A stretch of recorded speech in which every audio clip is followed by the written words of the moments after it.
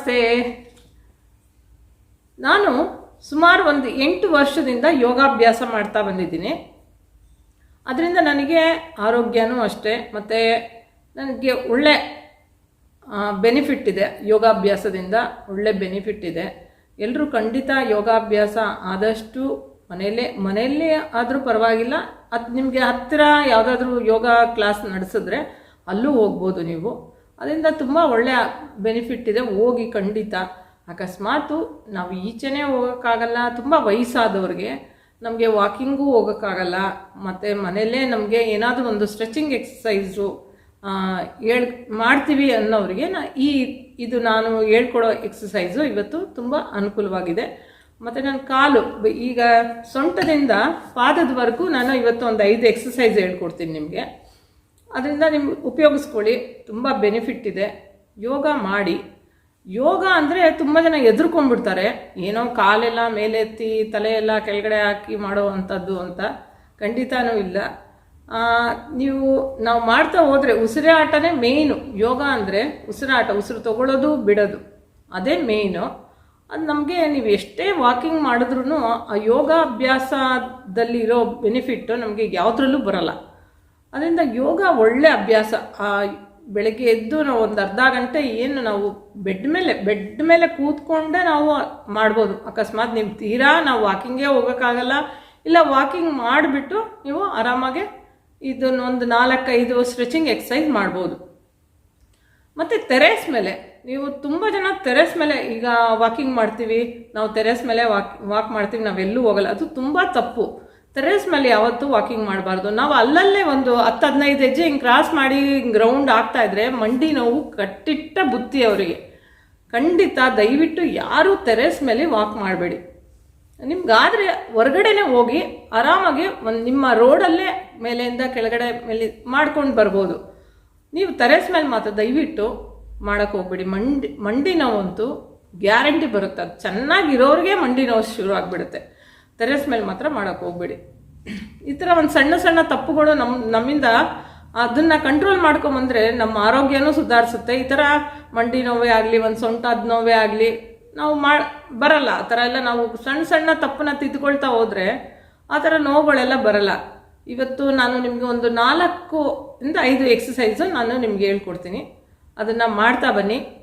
ಪುನಃ next week ಇನ್ಮೇಲೆ ವಾರದಲ್ಲಿ 4-5 ಫುಲ್ ಬಾಡಿ ಕೂತ್ಕೊಂಡೇ ಮಾಡೋ ಅಂಥದ್ದು ಫಸ್ಟು ಸ್ಟಾರ್ಟಿಂಗ್ ನಾನು ಮಾಡ್ತಾ ಇರೋದು. ಮಾಡೋ ಅಂಥ ಎಕ್ಸಸೈಸ್ ಹೇಳ್ಕೊಡ್ತೀನಿ ಇವತ್ತು. ಬನ್ನಿ ಹೋಗೋಣ. ಈಗ ಮೊದಲನೇ ಆಸನ, ನಾವು ಚೇರ್ ಮೇಲಾಗಲಿ ಅಥವಾ ನೀವೊಂದು ಸ್ಟೂಲ್ ತೊಗೊಳ್ಳಿ, ಒಂದು ಸ್ಟೂಲು ಅಥವಾ ಒಂದು ಯಾವುದಾದ್ರು ಕೂತ್ಕೊಂಡು ನಿಮಗೆ ಯಾವುದು ಕಂಫರ್ಟ್, ಅಥವಾ ನೀವು ಎದ್ದಿದ ತಕ್ಷಣ ಮಾಡ್ತೀನಿ ಅನ್ನೋದಾದರೆ ಮಂಚದ ಮೇಲೆ ಕೂತ್ಕೊಳ್ಳಿ, ಏನು ಪ್ರಾಬ್ಲಮ್ ಇಲ್ಲ. ಒಟ್ಟಿನಲ್ಲಿ ನೀವು ಸ್ಟ್ರೈಟಾಗೆ ಕೂತ್ಕೋಬೇಕಾದ್ರೆ ಸ್ಟ್ರೈಟಾಗಿ ಕೂತ್ಕೋಬೇಕು. ನಿಮ್ಮ 2 ಕೈ ತೊಡೆ ಮೇಲೆ ಇರಬೇಕು, ಆಯಿತಾ? ನಿಮ್ಮ ಎರಡೂ ಪಾದ ಜೋಡಿಸ್ಕೊಂಡಿರಬೇಕು. ನನಗೆ ಇಲ್ಲಿ ಫೋನ್ನಲ್ಲಿ ನನಗೆ ಇದಾಗ್ತಾ ಇಲ್ಲ, ಜೋಡಿಸ್ಕೊಂಡಿರಬೇಕು. ಈಗ ಫಸ್ಟ್ ಸ್ಟಾರ್ಟಿಂಗ್ ಮೊದಲನೇ ಎಕ್ಸಸೈಸ್ ಹೇಳ್ಕೊಡ್ತೀನಿ. ಮೊದಲು ಬಲಗಾಲಿಂದ ಶುರು ಮಾಡೋಣ. ನೋಡಿ, ಈ ಬಲಗಾಲನ್ನ ತಗೊಂಡು ನೋಡಿ ನಿಧಾನಕ್ಕೆ ಉಸಿರು ತಗೊಳ್ತಾ ಮೇಲೆ ಎತ್ತೋಣ. ಉಸಿರು ತಗೊಳ್ತಾ ಮೇಲೆ ಎತ್ತಿ ನೀವು ಮಂಡಿ ನೇರಕ್ಕೆ ನಿಲ್ಲಿಸ್ಕೋಬೇಕು. ಈ ಥರ ಮಂಡಿ ನೇರಕ್ಕೆ ನಿಲ್ಲಿಸ್ಕೊಂಡು ಈ ಪಾದ ಇದೆಯಲ್ಲ ನೋಡಿ, ಈ ಪಾದದ ಬೆರಳುಗಳು ನಮ್ಮನ್ನು ನೋಡ್ತಾ ಇರಬೇಕು. ಆ ರೀತಿ ನಿಲ್ಲಿಸ್ಕೋಬೇಕು. ನೋಡಿ, ಈ ರೀತಿ ನಿಲ್ಲಿಸ್ಕೋಬೇಕು. ಎಷ್ಟು ಒಂದು 20-30 ಸೆಕೆಂಡ್ ನಿಲ್ಲಿಸ್ಕೊಂಡು ನಿಧಾನಕ್ಕೆ ಕಾಲನ್ನ ಕೆಳಗಡೆ ಬಿಡಿ. ಮತ್ತೆ ಎಡಗಾಲು ನಿಧಾನಕ್ಕೆ ಉಸಿರು ತಗೊಳ್ತಾ ಪಾದಗಳು ನಮ್ಮನ್ನು ನೋಡ್ತಾ ಇರಬೇಕು. ಒಂದು 30 ಸೆಕೆಂಡ್ ನಿಲ್ಲಿಸ್ಕೊಳ್ಳಿ. ನಿಮ್ಮ ಕೈಯಲ್ಲಿ ಎಷ್ಟು ಆಗುತ್ತೋ ಅಷ್ಟು ಹೊತ್ತು ನಿಲ್ಲಿಸ್ಕೊಂಡ್ರೆ ಸಾಕು. ಮತ್ತು ನೀವು ಬರ್ತಾ ಸ್ವಲ್ಪ ಹೊತ್ತು ಜಾಸ್ತಿ ಮಾಡ್ಕೊತಾ ಬರಬೇಕು ಟೈಮಿಂಗ್ಸು. ನಿಧಾನಕ್ಕೆ ಉಸಿರು ಬಿಡ್ತಾ ಉಸಿರು ತಗೊಳ್ತಾ ನೋಡಿ, ಪಾದ ನಮ್ಮ ಕಡೆ, ಪಾದಗಳು 2 ಬೆರಳುಗಳು, ಎಲ್ಲ ಬೆರಳುಗಳು ನಮ್ಮನ್ನು ನೋಡ್ತಾ ಇರಬೇಕು. ಎಳ್ಕೋಬೇಕು, ಪಾದನ ಹಿಂದಕ್ಕೆ ಎಳ್ಕೋಬೇಕು. ಈ ಮಂಡಿ ನೇರವಾಗಿರಬೇಕು. ನೋಡಿ, ಸ್ಟ್ರೆಚಿಂಗ್ ನೀವು ಇದು ಮಾಡ್ತಾನೆ ಈ ನಿಮ್ಮ ಈ ತೊಡೆ ಭಾಗ ಮತ್ತು ಈ ಮಂಡಿ ಭಾಗ ಮತ್ತು ಇದು ಕಾಲಿನ ಕಂಬಗಳಿದೆಯಲ್ಲ ಅದೆಲ್ಲ ನಿಮಗೆ ನರ ಎಲ್ಲ ನಿಮಗೆ ಎಫೆಕ್ಟ್ ಆಗುತ್ತೆ, ಅದು ಗೊತ್ತಾಗುತ್ತೆ. ನಮಗೆ ಎಕ್ಸಸೈಸ್ ಮಾಡ್ತಾ ಇದ್ದಾಗ ನಮಗೆ ಎಷ್ಟು ಬೆನಿಫಿಟ್. ನೀವೊಂದು 15 days ಮಾಡಿದ್ರೆ ಸಾಕು, ಈ ಥರ ನಿಮಗೆ ಗೊತ್ತಾಗುತ್ತೆ ಯಾವ ಥರ ನಿಮ್ಮ ಕಾಲು ನೋವಿದ್ರೂ ಕಮ್ಮಿ ಆಗುತ್ತೆ, ಮತ್ತು ಮಂಡಿ ನೋವು ಕಮ್ಮಿ ಆಗುತ್ತೆ ನಿಮಗೆ. ಇದರಲ್ಲಿ ಉಸಿರು ತಗೊಳ್ತಾ ಉಸಿರು ಬಿಡ್ತಾ, ತಗೊಳ್ಳಿ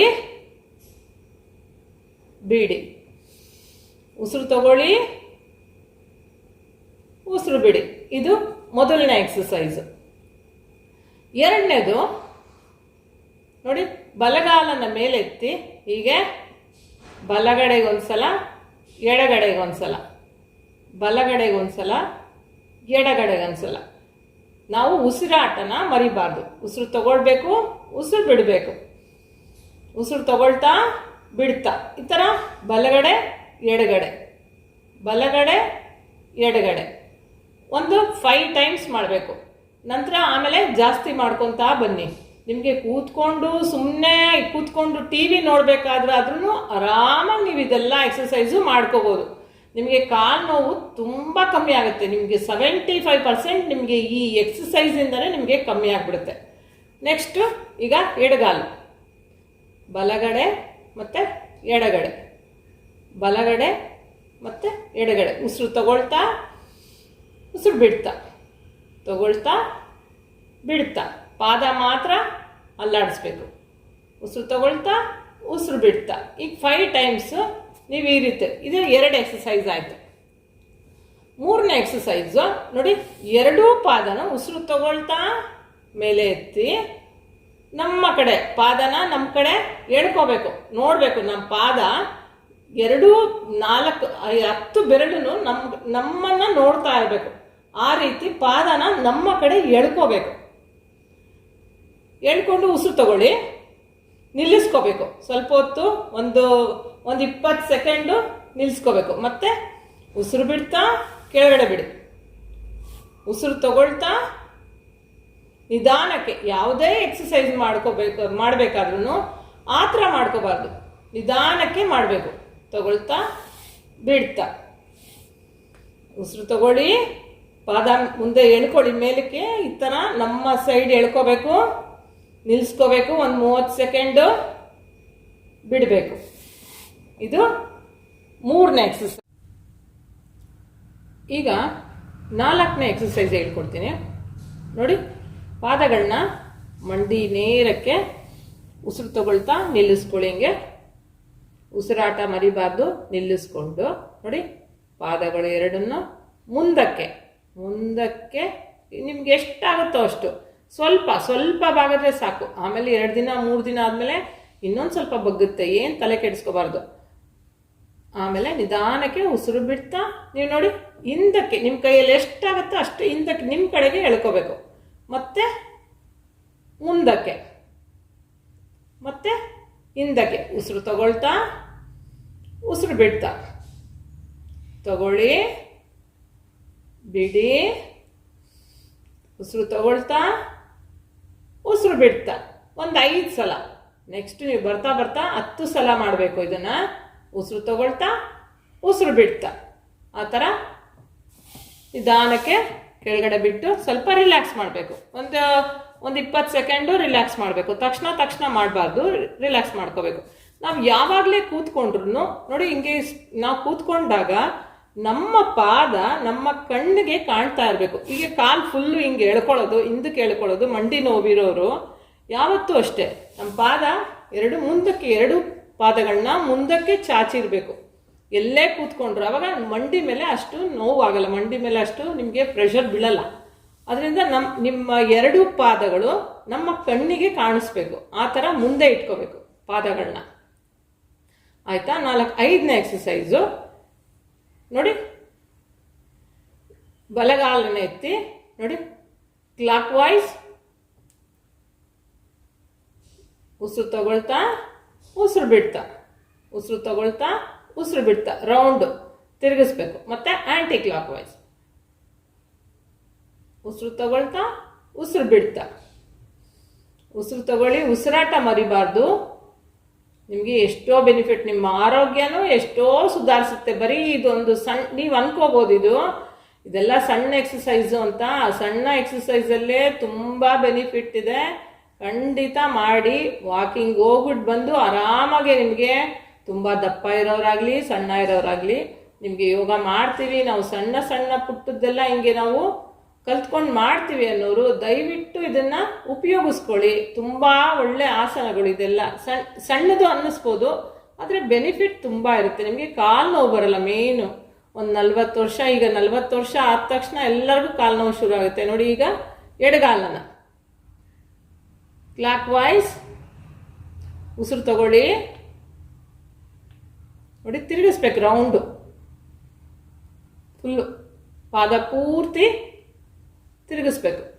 ಆ್ಯಂಟಿ ಕ್ಲಾಕ್ ವೈಸ್ ಒಂದು 5 ಟೈಮ್ಸ್, ಈ ಥರ 5 ಟೈಮ್ಸು ಆ್ಯಂಟಿ ಕ್ಲಾಕ್ ವೈಸ್. ನೀವು ಕೂತ್ಕೊಂಡೆ ಆರಾಮಾಗಿ ಇದೆಲ್ಲ ಎಕ್ಸಸೈಸು ಮಾಡ್ಬೋದು. ನಿಮ್ಮ ಆರೋಗ್ಯನೂ ತುಂಬ ಚೆನ್ನಾಗಿರುತ್ತೆ. ಮಾಡ್ಕೊತಾ ಬನ್ನಿ. ಈಗ 6ನೇ ಎಕ್ಸಸೈಸು ನೋಡಿ, 2 ಪಾದನ ಈ ಥರ ನೇರವಾಗಿ ನಿಲ್ಲಿಸ್ಕೊಳ್ಳಿ. ಈ ಮಂಡಿ ನೇರ ನಿಲ್ಲಿಸ್ಕೋಬೇಕು. ಮತ್ತು ಒಂದು ಪಾದನ ಈ ಹೆಬ್ಬೆರಳು ಮೇಲೆ ನೋಡಿ, ಈ ಹೆಬ್ಬೆರಳು ಮೇಲೆ ನಿಲ್ಲಿಸ್ಕೋಬೇಕು. ಉಸಿರಾಟ ಆಡಬೇಕು, ಚೆನ್ನಾಗಿ ಉಸಿರಾಟ ಮಾಡ್ಕೊಳ್ಳಿ. ಒಂದು 4-5 ಉಸಿರಾಟ ಆದಮೇಲೆ ಮತ್ತೆ ನೀವು ಚೇಂಜ್ ಮಾಡ್ಕೋಬೇಕು ಕಾಲನ್ನ. ನೋಡಿ, ಈ ಥರ ಬಲಗಾಲನ್ನು, ಈಗ ಎಡಗಾಲನ್ನು ಮೇಲೆ ತರಬೇಕು, ಬಲಗಾಲನ್ನು ಕೆಳಗಡೆ ತರಬೇಕು. ಈ ಥರ ಚೆನ್ನಾಗಿ ಒಂದು 5 ಸಲ ಉಸಿರಾಟ ಮಾಡ್ಕೊಳ್ಳಿ. ನಿಮ್ಗೆ ಇದರಲ್ಲೇ ಗೊತ್ತಾಗ್ಬಿಡುತ್ತೆ ಎಷ್ಟೋ ಕಾಲು ನೋವೆಲ್ಲ ಕಮ್ಮಿ ಆಗ್ತಾ ಬರುತ್ತೆ. ಒಂದು 15 ದಿವಸ ಮಾಡಿ ಮತ್ತೆ ಚೇಂಜ್ ಮಾಡ್ಕೊಳ್ಳಿ. ಒಂದು 5 ಟೈಮ್ಸ್ ಈ ಥರ ಮಾಡಿ ಚೇಂಜ್ ಮಾಡ್ಕೊಳ್ಳಿ. ನೀವು ಟಿ ವಿ ನೋಡಿಕೊಂಡೆ ಆರಾಮಾಗಿ ಮಾಡ್ಕೋಬೋದು ಈ ಎಕ್ಸಸೈಸ್ ಎಲ್ಲ. ಉಸಿರಾಟ ಮಾಡ್ಕೊಳ್ಳಿ.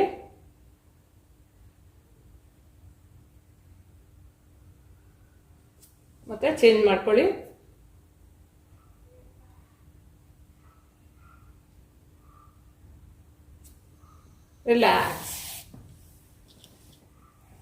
ರಿಲ್ಯಾಕ್ಸ್ ಮಾಡಿಕೊಂಡು ನೋಡಿ, ಈ ಥರ ನಾವು ಸ್ಪರ್ಶ ಮಾಡಬೇಕು. ಇವಾಗ ಕಾಲ ಮೇಲೆ ನೋಡಿ, ಈ ಥರ ನಾವು ಮಂಡಿ ಚಿಪ್ಪನ್ನು ಈ ಥರ ಸ್ವಲ್ಪ ಸ್ಪರ್ಶ ಮಾಡ್ಕೋಬೇಕು, ಅಂದರೆ ಮಸಾಜ್ ಮಾಡ್ಕೋಬೇಕು.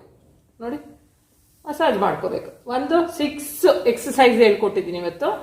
6 ಎಕ್ಸಸೈಸ್ ನೋಡಿ, ಈ ಥರ ಮಸಾಜ್ ಮಾಡ್ಕೋಬೇಕು.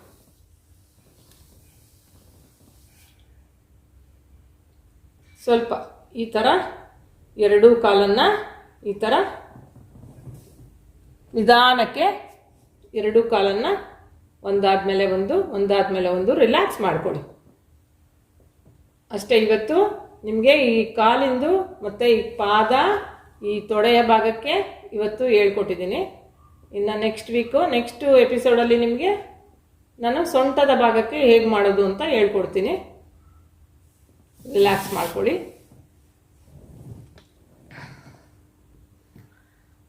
ಸ್ನೇಹಿತರೆ, ಇದನ್ನು ದಯವಿಟ್ಟು ಯೂಸ್ ಮಾಡ್ಕೊಳ್ಳಿ. ತುಂಬ ಬೆನಿಫಿಟ್ ಇದೆ ಈ ಎಕ್ಸಸೈಸಿಂದ. ಕೂತ್ಕೊಂಡೇ ಮಾಡೋ ಅಂಥ ಆಸನಗಳು ಇದೆಲ್ಲ ತುಂಬ ಬೆನಿಫಿಟ್ ಇದೆ, ಮಾಡ್ಕೊಳ್ಳಿ. ಮತ್ತು ತುಂಬ ಆಗಿರೋರ್ಗಂತೂ ತುಂಬ ಒಳ್ಳೆಯದು. ಸುಮ್ಮನೆ ಕೂತ್ಕೊಂಡು ಟಿ ವಿ ನೋಡ್ತಾ ಇರ್ತಾರೆ, ಮಾತಾಡ್ತಾ ಇರ್ತಾರೆ. ಆವಾಗ ಈ ಥರದ್ದೆಲ್ಲ ಮಾಡ್ಕೋಬೋದು ಆರಾಮಾಗಿ. ನಿಮಗೆ ಕಾಲು ನೋವೆಲ್ಲ ತುಂಬ ಕಮ್ಮಿ ಆಗುತ್ತೆ. ಮಂಡಿ ನೋವಿದ್ರೂ ಅಷ್ಟೇ ತುಂಬ ಕಮ್ಮಿ ಆಗುತ್ತೆ ಅಂತ ಹೇಳ್ತಾ ಈ ಎಪಿಸೋಡ್ನ ಮುಗಿಸ್ತೀನಿ. ಯೂಸ್ ಮಾಡ್ಕೊಳ್ಳಿ, ಶೇರ್ ಮಾಡಿ, ಸಬ್ಸ್ಕ್ರೈಬ್ ಮಾಡಿ. ನಮಸ್ಕಾರ. ಹರಿ ಓಂ. ಜೈ ಭಾರತ್ ಮಾತಾ.